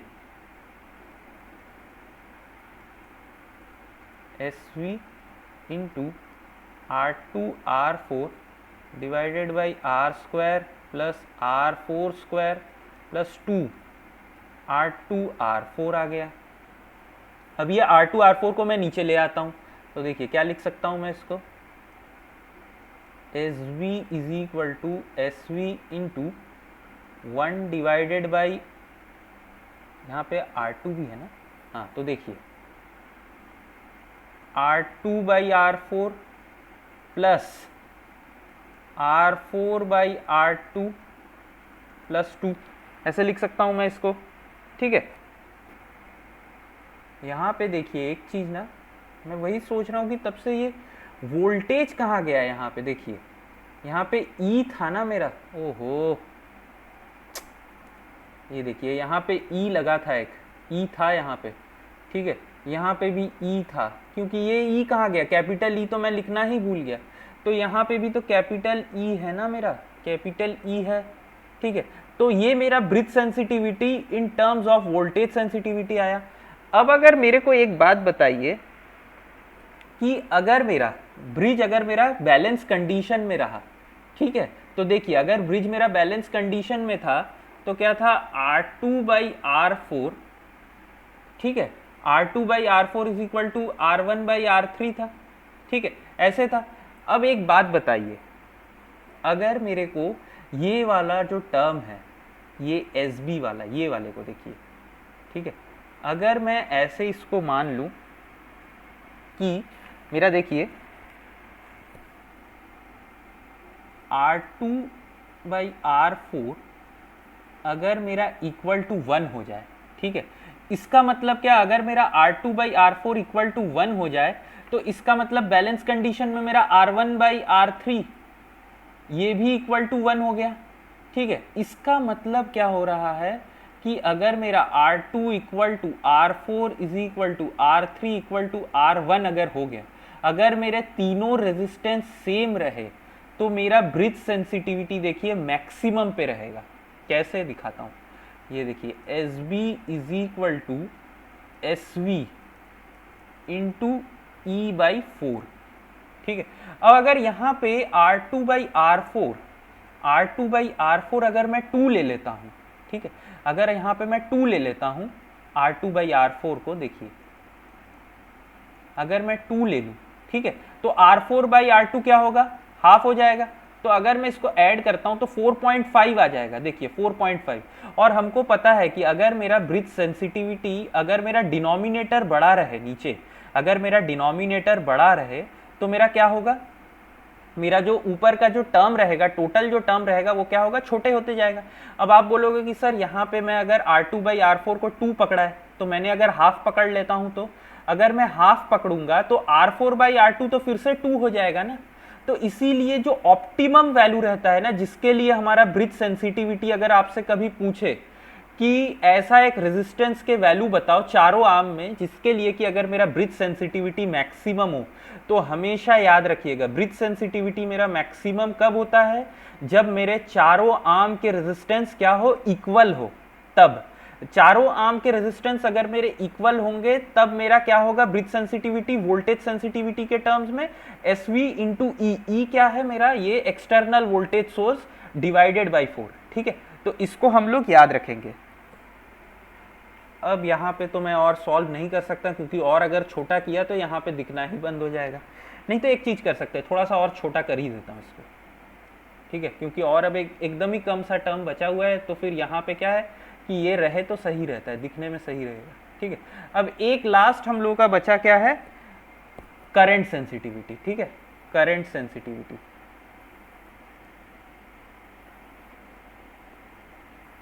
वोल्टेज सेंसिटिविटी आप लोगों को समझ में आ गया, ब्रिज सेंसिटिविटी समझ में आ गया। अब एक होता है क्या, करंट सेंसिटिविटी।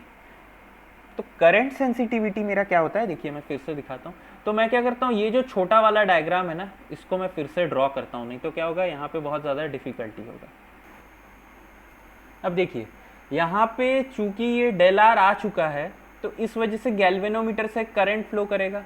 मैं इसको IG मान लेता हूँ। ठीक है, तो अगर मैं इसको IG मान लिया, तो अब मैं क्या करता हूँ, इसका डायरेक्टली मैं क्या करता हूँ, कैलकुलेशन ऑफ थेवेनिन रेजिस्टेंस और थेवेनिन वोल्टेज कर लेता हूँ। तो देखिए अभी मैंने कैलकुलेट किया था कि इसका जो थेवेनिन वोल्टेज और थेवेनिन रेजिस्टेंस कैसे कैलकुलेट करें।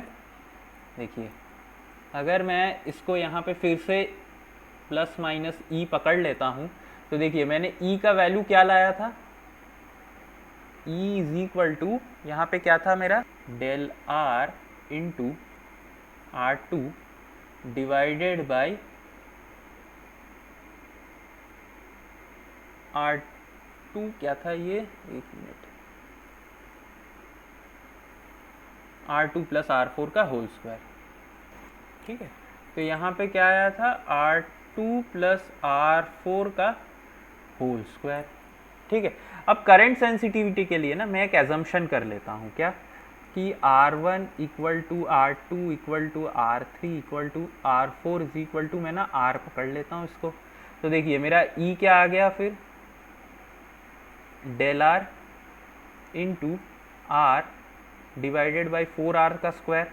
तो एक आर कैंसिल हो गया, तो इसका मतलब क्या आया, डेल आर बाई 4R आ गया, ये मेरा स्मॉल ई। ठीक है, और RTH का कैलकुलेशन कर लेता हूं। अब देखिए RTH का कैलकुलेशन, तो RTH क्या है मेरा, R parallel R, sorry 2R parallel 2R plus del R. ठीक है, तो ये अप्रॉक्सीमेटली डेल आर इतना छोटा है, तो ये क्या आ जाएगा मेरा, 2R ही आ जाएगा, सॉरी ये आ जाएगा कितना मेरा, R आ जाएगा। ठीक है, तो अब मैं इस सर्किट को चेंज कैसे कर सकता हूं, देखिए यहाँ पे फिर से ई छूट गया, देखिए आज काफ़ी यहाँ पे भी मिस्टेक हो रहा है। ठीक है, तो देखिए मैं अब सर्किट को कैसे लिख सकता हूँ, यहाँ पे क्या है मेरा, ई है, स्मॉल ई, यहाँ पे क्या है मेरा RTH जो कि इक्वल टू R आया, और यहाँ से क्या जा रहा है मेरा IG। ठीक है। तो देखिए करंट सेंसिटिविटी होता है ना, वो क्या होता है, del theta by del I. यहाँ पे डेल आई मेरा क्या है, ये आई जी ही है, ठीक है, इतना याद रखिए। तो इसको मैं ऐसे लिख सकता हूँ, डेल थीटा बाई आई जी, ठीक है, ऐसा ही यही है मेरा, ठीक है। और एक चीज कि मैंने थीटा को क्या लिखा था, डेल थीटा को, डेल थीटा मेरा क्या था, डेल थीटा देखिए, डेल थीटा था मेरा S V into del R into R two by R two plus R four, यही था ना मेरा। और यहाँ पे मैं क्योंकि अब इसको ये स्क्वायर में था क्या, नहीं यही था, तो ठीक है। अब अगर ऐसा लिखा हुआ है तो इसको मैं क्या, अगर मेरा आर टू आर फोर है तो इसको मैं क्या लिख सकता हूँ, S V into del R by two, ऐसे लिख सकता हूँ मैं इसको।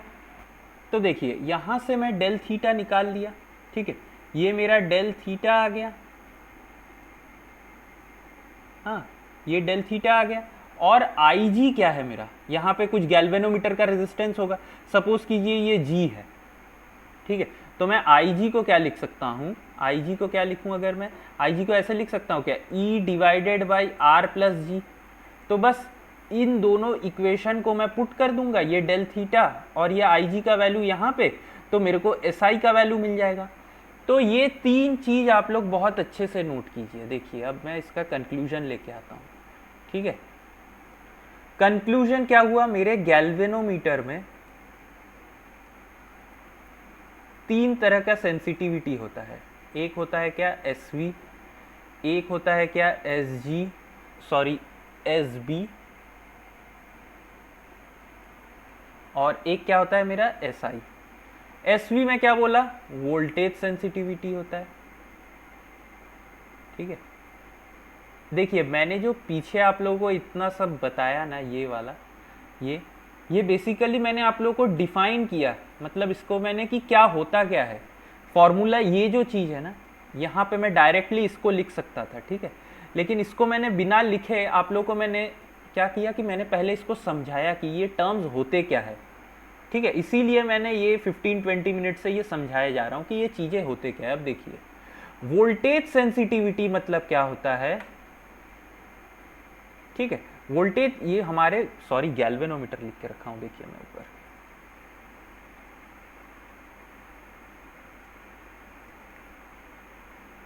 यहां पे क्या है, सेंसिटिविटी ऑफ व्हीटस्टोन ब्रिज, ठीक है। तो ये क्या हुआ, वोल्टेज सेंसिटिविटी क्या होता है मेरा, del theta by del V. अब देखिए ये जो डेल वी है ना, ये डेल वी क्या है, this is function of del R, ठीक है। और ये डेल थीटा क्या है, ये चेंज इन गैल्वेनोमीटर डिफ्लेक्शन, ठीक है। गैल्वेनोमीटर हो सकता है, वोल्ट मीटर हो सकता है, एमीटर हो सकता है, उसी का डिफ्लेक्शन है ये, ठीक है। एस बी क्या है मेरा, ब्रिज सेंसिटिविटी, ठीक है। ब्रिज सेंसिटिविटी क्या होता है, del theta by del R by R, ठीक है। इसको क्या कहते हैं हम, फ्रैक्शनल चेंज इन रेजिस्टेंस। और एस आई क्या होता है, ये हमारा करंट सेंसिटिविटी, ठीक है। करंट सेंसिटिविटी क्या होता है, del theta by del I. अब डेल आई जो है, ठीक है, ये डेल आई जो है ये भी क्या है, फंक्शन ऑफ डेल आर है, ठीक है, ये क्या है, फंक्शन ऑफ डेल आर। इसी के साथ हमारा व्हीटस्टोन ब्रिज का थ्योरी तो खत्म होता है। कुछ कुछ क्वेश्चंस है एकदम सिंपल वाले, उसको हम देख लेते हैं। तो सबसे पहला क्वेश्चन क्या है,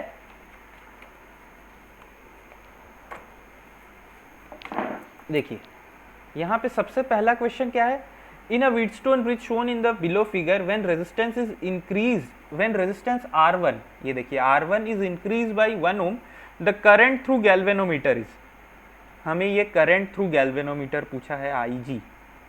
कब पूछा है, जब R1 को हम चेंज करते हैं 1 ओम से, और यहाँ पे देखिए वैल्यू दिया हुआ है हमको क्या, R1 R2 R3 R4 का वैल्यू कितना है, 1 किलो ओम।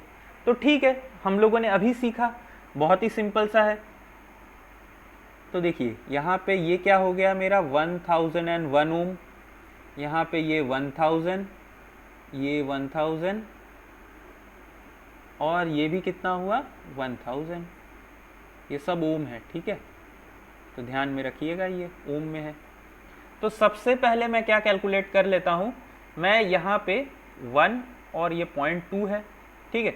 तो मैं ये 1 और 2 के अक्रॉस में VTH निकाल लेता हूँ। तो V12 क्या होगा मेरा V1 माइनस V2, ठीक है।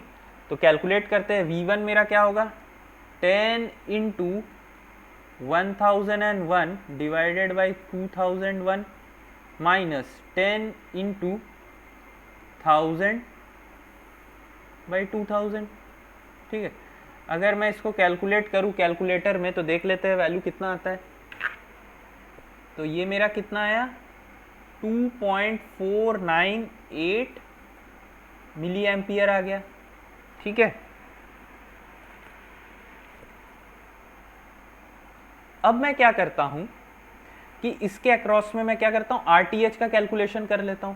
तो RTH मैंने ये वाले क्वेश्चन के लिए अभी आप लोगों को दिखाया क्या कि R2 और R1 मेरा क्या है पैरेलल में है, R1 और R2 पैरेलल में है, और ये दोनों सीरीज में किसके साथ है R3 पैरेलल R4 के साथ है, ठीक है। तो अब अगर इसको मैं सॉल्व करता हूँ तो देखिए क्या आता है 1000 इंटू 1001 डिवाइडेड बाई 2001 प्लस ये कितना हुआ 500 आ गया, क्या कितना आया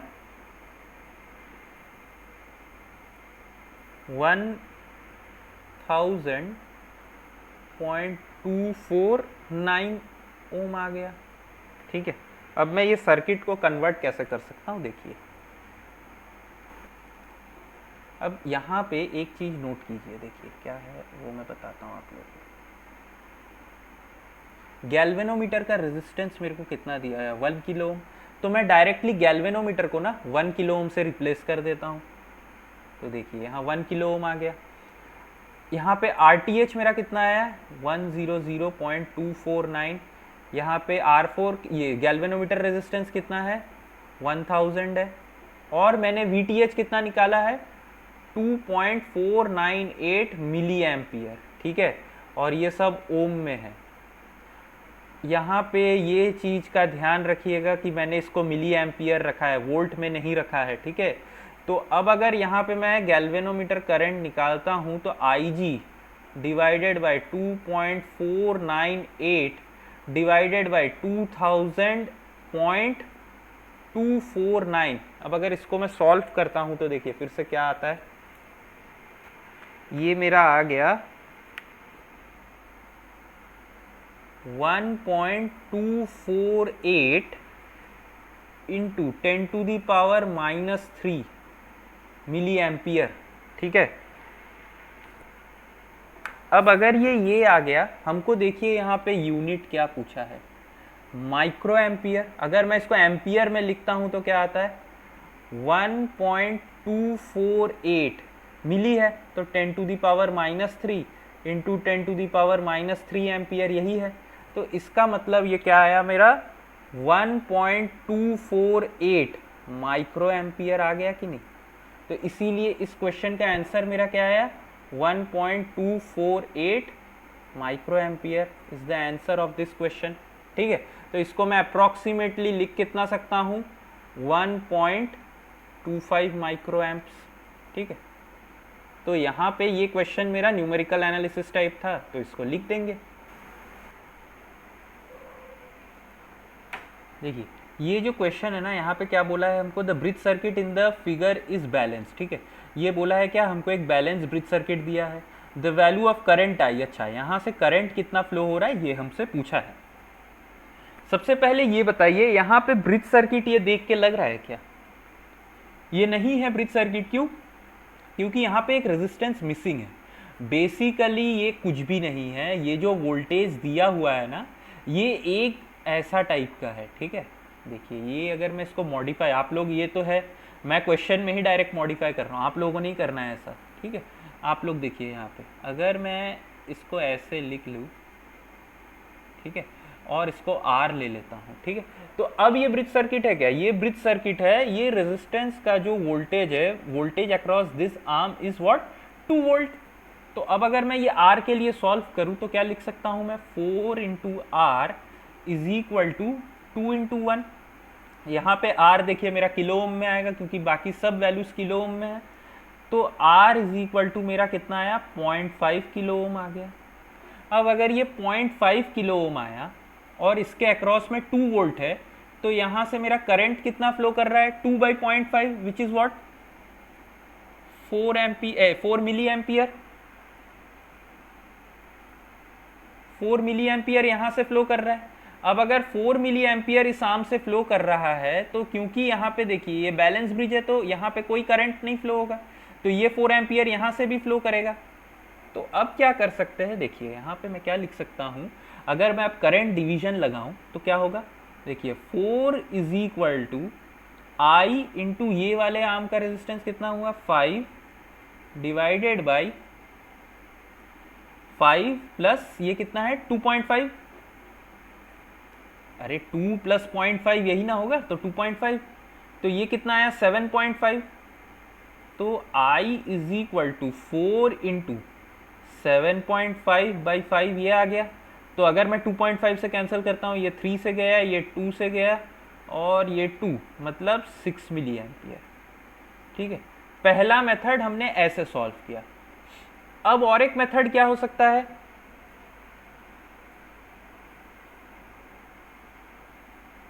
देखिए अब और एक जो मेथड होगा उसमें हम ये वाला जो रेजिस्टेंस था ना, इसको नहीं मानते हैं। देखिए ये क्या बोला है? Bridge circuit in the figure is balance. Balance मतलब क्या है? यहाँ पे मेरा प्लस माइनस 0 वोल्ट है। ठीक है, अब अगर यहाँ पे प्लस माइनस 0 वोल्ट है तो मैं यहाँ से करंट मान लेता हूँ I1। ठीक है, I1 अगर मान लिया तो देखिए अब मैं यहाँ पे KVL लगाता हूँ, ये वाले आर्म में, ऐसे वाले ब्रांच में, लूप में लगा लेता हूँ। तो देखिए क्या आया? 1 kilo ohm into I1 plus 0 plus sorry minus 2 equal to 0। तो I1 मेरा कितना आया यहाँ से? 2 मिली एम्पियर आ गया।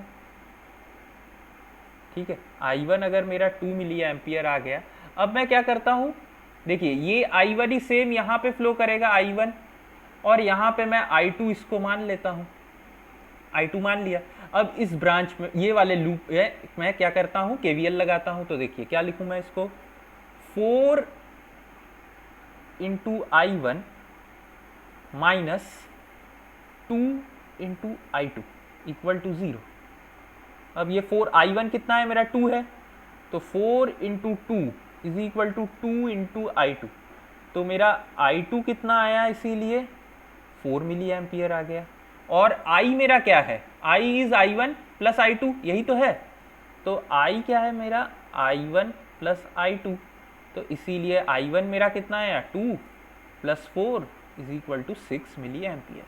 तो आंसर क्या है मेरा? 6 मिली एम्पियर। ठीक है, अब देखिए यहाँ पे दो क्वेश्चन है आप लोगों के पास। ठीक है, the resistance value of the bridge circuit shown in the figure are R1 is equal to R3 equal to R and R4 is equal to, ये मेरा R4 है, R plus del R. The bridge is balance by introducing a small voltage V। अच्छा, तो देखिए जब मैं del are लाता हूँ ना, यहाँ पे R4 में R प्लस डेल आर करता हूँ, तो मेरा ब्रिज क्या होता है? बैलेंस हो जाता है। ठीक है, by introducing a small voltage V the value of del R is, आपको ये डेल आर का वैल्यू पूछा है। ठीक है, in terms of this V। ये एक पहला क्वेश्चन, ये मेरा होमवर्क होगा। और दूसरा देखिए और एक question, the unbalanced voltage of a Wheatstone bridge measured using a voltmeter having infinite input impedance and resolution of 0.1 millivolt. अच्छा, तो क्या बोला है? ये वोल्ट मीटर जो है ना, इसका इनफाइनाइट इनपुट इम्पीडेंस है और इसका रिजोल्यूशन क्या है? 0.1 millivolt. Infinite input impedance मतलब क्या है? ये वोल्टेज का इंटरनल इम्पीडेंस क्या है? इनफाइनाइट है। रिजोल्यूशन मतलब क्या? मिनिमम वोल्टेज, इसमें आप कितना मेजर कर सकते हो? 0.1। ठीक है, 0.1 millivolt. If R is equal to 1000 ohm find the smallest change in resistance. आपसे सिर्फ इतना पूछा है कि जब वोल्ट मीटर के अक्रॉस में मेरा 0.1 मिली वोल्ट हो, ठीक है, तो ये जो डेल आर होगा ये कितना होगा, ठीक है। बेसिकली यही चीज आपसे पूछा गया कि 0.1 मिली वोल्ट होगा, तो find the smallest change in resistance, ये डेल आर पूछा गया है, ठीक है। तो मैं क्या चाहता हूं, आप ये 2 क्वेश्चन होमवर्क करोगे। नेक्स्ट जो क्लास होगा जब स्टार्ट करूंगा तो मैं क्या करूंगा, यहीं से मैं स्टार्ट करूंगा, ये 2 क्वेश्चन से मैं स्टार्ट करूंगा, ठीक है। तो आशा करता हूं मेरे को आज का आप दोनों का ये लेक्चर आप लोगों को समझ में आया होगा। आज जो लेक्चर मैंने दिया व्हीटस्टोन ब्रिज पे, ये काफ़ी इंपॉर्टेंट है, इसको आप लोग अच्छे से समझिए। और ये 2 क्वेश्चन मेरे को पता है कि ये काफ़ी अच्छा क्वेश्चन है, आप लोग ट्राई कीजिए इसको, ठीक है। ये 2 क्वेश्चन को आप लोग अच्छे से स्क्रीनशॉट ले लीजिए और इसको आप लोग ट्राई कीजिए। अगर नहीं होता है तो फिर तो मैं सॉल्व करूंगा ही, लेकिन मैं चाहता हूं क्या कि इसको आप ट्राई करो, ठीक है। तो चलिए फिर मिलते हैं नेक्स्ट क्लास में।